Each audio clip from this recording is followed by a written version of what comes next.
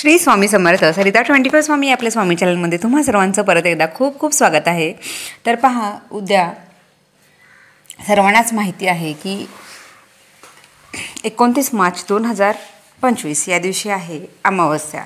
तर ही जी अमावस्या आहे तर ही दर्श अमावस्या सुरू होते। तर ती सुरू होते आज शुक्रवार दिनांक 28 रोजी संध्याकाळी 7:56 नंतर, म्हणजे साधारण 7:45च्या दरम्यान ही अमावस्या सुरू होते आणि शनिवारी सायंकाळी 4:28 ही अमावस्या आहे। तर जी म्हणतात ना, जी खरी अमावस्याचा जो खरा दिवस आहे तो शनिवारचा आहे 29 तारखेचा।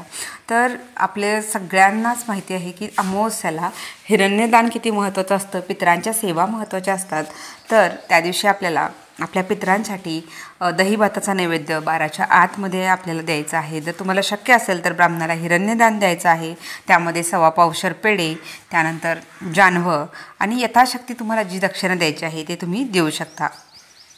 तर हे झालं हिरण्यदानाबद्दल। त्याचबरोबर आपल्याला सेवा कोणती करायची आहे तर भगवान विष्णू आणि लक्ष्मी यांची आवडती सेवा जी असते, कारण अमावस्या म्हटलं तर आपल्या घरातलं जे काही आहे, त्याचबरोबर आपलं घर स्वच्छ ठेवायचं आहे। जे मोठं मीठ मिळतं त्या खडे मिठाने आपला घर स्वच्छ पुसायचं आहे। त्यामध्ये हळदी थोडंसं आणि थोडंसं लिंबू टाकायचं आहे।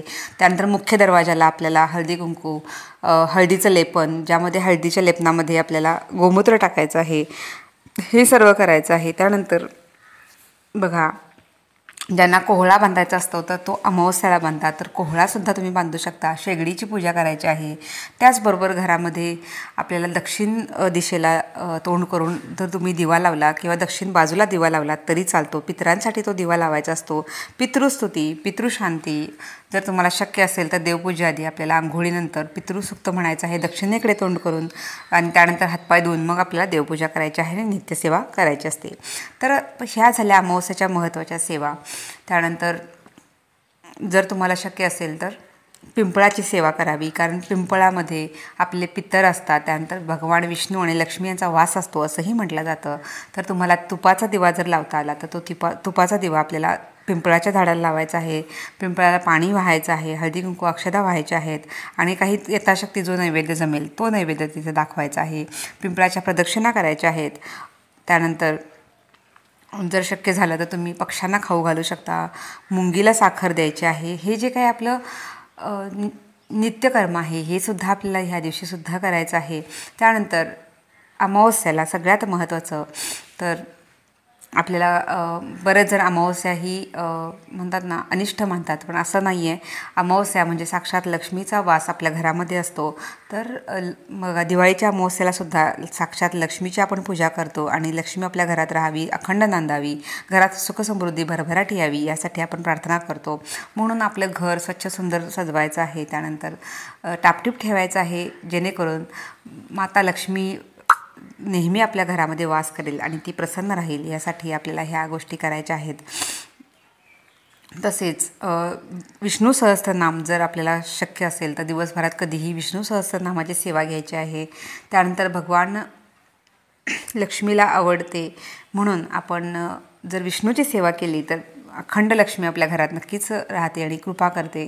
म्हणून अमावस्याचे जे उपाय आहेत, तोडगे आहेत, वाहन ज्यांना बघा 2 व्हीलर 4 व्हीलर असतील तर ते स्वच्छ धुवून त्याची पूजा करायची आहे। त्यानंतर नारळ उतारा करता आला तर नक्कीच नारळ उतारासुद्धा आपण वाहन थोडा वेळ चालू ठेवून त्याचा उतारा करावा आणि तो नारळ डस्टबिनमध्ये टाका किंवा जिथे कुणाचा पाय पडणार नाही अशा ठिकाणी टाकू शकता।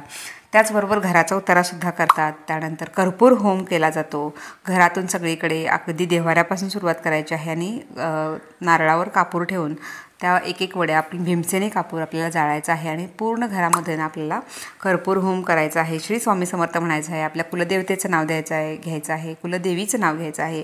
असं करत करत आपल्याला नारळ उतारासुद्धा जर शक्य असेल तर नक्कीच करावा। तर अमावस्याच्या हे उपाय, तोडगे आणि ह्या सेवा आपल्याला नक्कीच आपल्या आयुष्यातील काही प्रॉब्लेम्स असतील किंवा निगेटिव्हिटी निघून जावी यासाठी आपण नक्कीच करू शकतो। तर तुम्ही अमावस्याला कोणती सेवा करता नक्कीच मला कमेंट्स करून सांगू शकता। आणि व्हिडिओ आवडला असेल तर लाईक, शेअर, सबस्क्राईब करायला विसरू नका, जेणेकरून नवीन नवीन व्हिडिओचे नोटिफिकेशन सर्वप्रथम तुमच्यापर्यंत येईल।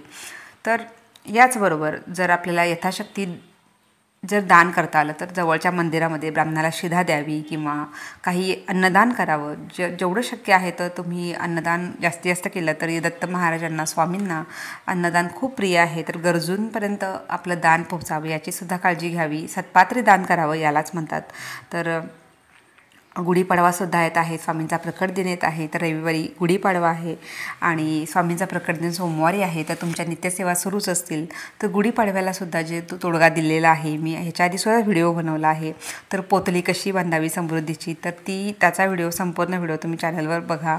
त्यानंतर 31 तारखेला जो स्वामींचा प्रकट दिन आहे त्या दिवशीसुद्धा आपल्याला सारामृताचं जर तुमचं उद्यापन करायचं असेल आणि नैवेद्य करायचं असेल तर त्या दिवशी 31 तारखेला आपल्याला स्वामींच्या प्रकट दिना दिवशी करायचं आहे. त्याचासुद्धा व्हिडिओ आपल्या चॅनलवर आहे, तो नक्कीच तुम्ही बघा. आणि चला तर मग झालेले सर्व सेवा स्वामींच्या चरणी अर्पण करून मी आपली रजा घेते. परत एकदा भेटू अशा सुंदर व्हिडिओंसह. तोपर्यंत सर्वांना श्री स्वामी समर्थ.